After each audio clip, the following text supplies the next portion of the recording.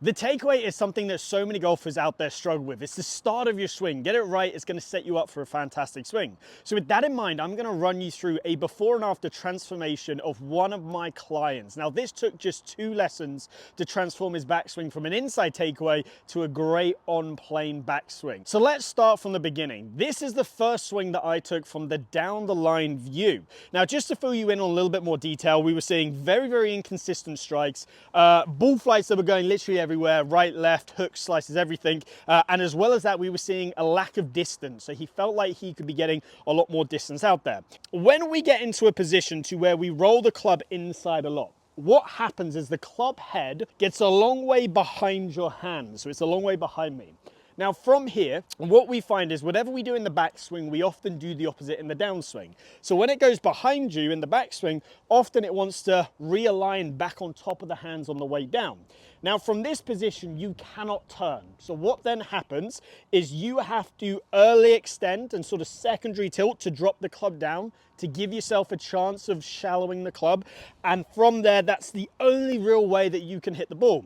Unfortunately, as you do that, you are going to be sacrificing A, contact, B, a good impact position, and C, club head speed. So when analyzing his golf swing, we always have to look for the root cause. So what is the fundamental cause that is setting off this negative chain reaction in his swing? Now, the thing that we identified was that his forearms were rolling very quickly and very early to the inside. Now, when this happens, the club has no option but to go to the inside. So the first thing that we said was, right, today's lesson number 1 is going to be sort of the heavy lifting. We are going to break this pattern and we're going to get that club working back steeper. We then said lesson number 2 was going to be about refining that pattern. Now here is the demonstration that I took him through. What I got was the basket, and I said, right, imagine this is a steering wheel. In the takeaway, you are going to be holding that steering wheel right there. Now as you take it back, you are turning that steering wheel straight away to the right for a right-handed golfer. So he's turning that steering wheel to the right straight away. Now, if I just stick my thumbs up in front of me, you can see that as I do that, as I turn the steering wheel to the right, the thumbs point excessively behind me. If I do that with the golf club, you can see that creates that mega inside takeaway. Now for him, because he was so severely turning it to the inside and turning that steering wheel to the right, I told him, look, we need to over-exaggerate this to start with. But don't worry, the better you get at this, the more you do it, the less you'll have to exaggerate it to the point where feel versus real match up. So I got him doing some rehearsal swings just like this, just turning that steering wheel to the left, just breaking it down nice and simple to start with. This is what we want to be feeling in the early part of the backswing. Now, once you've done that a couple times, then we got him doing this and turning to his right. So now he can start to blend the 2 movements together. And of course, when he was doing this, the first reaction was, whoa, this is completely different. You know, if you're so used to doing this and suddenly I'm getting you doing this, it's gonna feel very strange. Next up was to take it 1 step further. Once we'd done that a couple times, again, turning the steering wheel to the left, he then got into his golf posture and did some takeaways. And I said, right, stick your thumbs out and focus on where the thumbs are pointing. You want to be seeing that A, the thumbs are pointing in front of you. Now, as a byproduct of this, all the things that we were sort of discussing at the start, we saw that now the thumbs are naturally in front of him. B, he's got a lot more width for his takeaway. His chest has turned more, but also we can see that the trail arm is a lot straighter. So this was one of the things that he was very subconscious about, was that his trail arm sort of collapsed inwards. So by simply just turning the steering wheel to the left, that one feeling fixed a whole load of thoughts and a whole load of issues right there. The next stage was to put a golf club in his hand. And obviously this is where things started to get that 1 step harder. So the first thing before we hit any golf shots was we took this away. We actually jumped down to a pitching wedge to make it more manageable. Takeaways were, again, his main aim was to exaggerate it as much as possible. And I helped him, I jumped in and I said, right, we're really trying to twist this to the left, make sure that club head can stay outside of the hand. So we just got him doing this just for a little bit of time. Once we then did that, we then progressed it up to left arm parallel. So again, we haven't hit a ball yet. About 15-20 minutes has gone, haven't hit a ball. Turning the steering wheel to the left, getting this pointing straight down to the ground right there. Trying to feel like this is pointing well inside the golf ball. So it's turn the steering wheel to the left and then get into that nice steep position.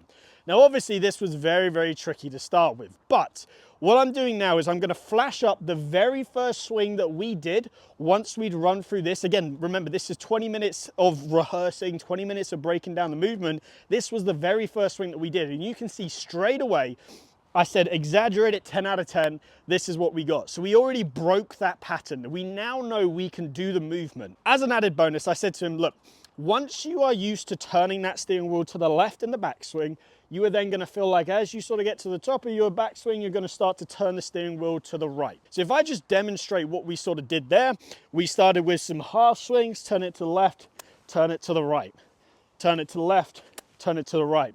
That massively helped him fix that inside takeaway. Then we went to some fuller swings that looked something along the lines of this. Turn it to the left, turn it to the right. So at the end of the first lesson, this is what the swing looked like. And I'll put the before and afters up of start versus end. Now, what we saw in the lesson was an increase in club head speed. So that steep to shallow pattern was making him more efficient.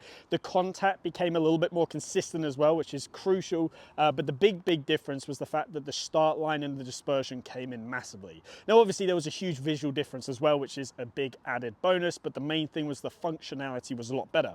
Now, in between the first and second lesson, we saw, firstly, he went out and shot 71, which is 1 under par at his home golf course, which is fantastic. It went to show that what we were working on was actually working, it was producing some good results. As well as that, he saw some distance gains and just overall consistency. So after 2.5 weeks, we were back in the next lesson, and this is the first swing that we saw. So we can obviously see that it's a lot better than where we started, but it did sort of regress back slightly, wasn't as great as the swing at the end of the first lesson, which is normal. You know, when you're going out and playing a lot, your swing's naturally going to fall back into old tendencies. So the aim of today's lesson was to recap, but also to refine, so to make it even more specific. So the first thing that we noticed was, yes, the club was going back steeper. However, we would see that the hands were still rolling outwards slightly. And whenever this happens, it causes the club later on in the backswing to want to go and get quite laid off. From there, again, you would sort of see just a little bit of that pulling down motion that we don't want to see, hence getting the club just a little bit steeper than, again, where we would want to see it. So the aim was to refine it down. The key things we were looking for was, number one, as we were taking the club back, I wanted to draw a line down the front of his hands. We want to see that in the takeaway, the hands arc in off that line slightly, whilst the club head stays outside of the hands. And then from there, as we get to left arm parallel, that the hands are roughly in line with the right armpit and that the shaft is pointing inside the ball. So those were the key checkpoints that we were looking for. Now, here are the 2 key drills that we went through in order to achieve those checkpoints and to refine down his swing. So the first exercise we did was what we call mapping. And for that, you can use 2 golf clubs, 2 alignment sticks.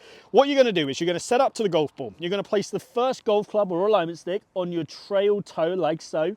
Now, this is going to map out the hand path a little bit, and the second one is going to go somewhere halfway in between the golf ball and this other alignment stick. You can push it a little bit closer to the golf ball if you want to exaggerate it more, but let's just say we're going to place it about halfway in between these 2 points right here. Now, the reason for this is, number one, this alignment stick on the toe line is a fantastic guide for the hands. We don't want the hands to get excessively inside of it, but also we don't want to see the hands work outside. So that was a fantastic guide to show him sort of, okay, we want to be feeling like as we get to shaft parallel to the ground, the hands are somewhere over this alignment stick. That therefore means they haven't rolled out away from him. The second thing was I wanted him to visualize a channel outside of this second alignment stick. And I told him, look, I want you to feel like you keep the club head in that channel for as long as possible. Again, this is an exaggeration. So hands are working down this inside alignment stick, club head is staying outside that outside alignment stick. Now, obviously at some point it has to come inside of this alignment stick right here. So once we had that in place, the next thing I did was give him a practical drill that he could do not only at home, on the golf course, in his pre-shot routine, but also at the driving range. So what I got him to do is set up to the golf ball like normal. Then from there, take his right hand and hold it about half a foot above the grip like so, and the right arm's going to be straight. Now from that, I wanted him to feel like he kept his right hand in this position, and that as he took this club back, he could feel a little bit of pressure in his lead arm. He could feel the club head stay outside of his hands work roughly over that alignment stick, And if he did roll it, he said that straight away he could feel that forearm start to twist. So it was as if the forearm was doing nothing, it was staying passive. So as if you're shaking hands with somebody here, take it back to that position, get in a good spot. Again, great over exaggeration, place the right hand on, and then continue up to left arm parallel. So again, we could do that a couple times here, great. Take it up to left arm parallel, awesome. Now from there, that really was sort of the penny drop moment. What we saw as we sort of progressed to the end of the second lesson was that it really started to click. We can see the steep part of the backswing was falling into place. Now that doesn't mean that necessarily the downswing was perfect, but it was a lot better and it was naturally better. And remember, we haven't spoken about the downswing. It's just changing as a byproduct of the backswing improving. So after all of it, let me hit you a shot for you. This is sort of the routine that he had. He'd be behind the ball. He'd do a couple of these sort of rehearsal swings here, there, up into that good position. Then he would step in. He'd have these on the ground, helping him map everything out. And then he would hit his shot from there. So one last time, let me just put the before and afters up on the screen. We've got the before on the right, the after on my left. And as we can see a massive, massive difference in terms of the pattern. But the big difference is the functionality. Yes, the visuals look so much better, but the big difference is the functionality. We saw more club head speed, we saw more distance, more consistent strike, more consistent start lines, and ultimately a miss that came in. Now, if this is the sort of coaching that you'd like to see, I do offer online coaching. So you can have a lesson no matter where you are in the world with myself. And I can take you through this exact process no matter what it is that you are struggling with. The link to where I do my online coaching on the Skillist app is down in the description, so please check that out. Now, if you have enjoyed today's video, again, please give it a like and subscribe. It would massively help out the channel, and I hope to see you back here soon.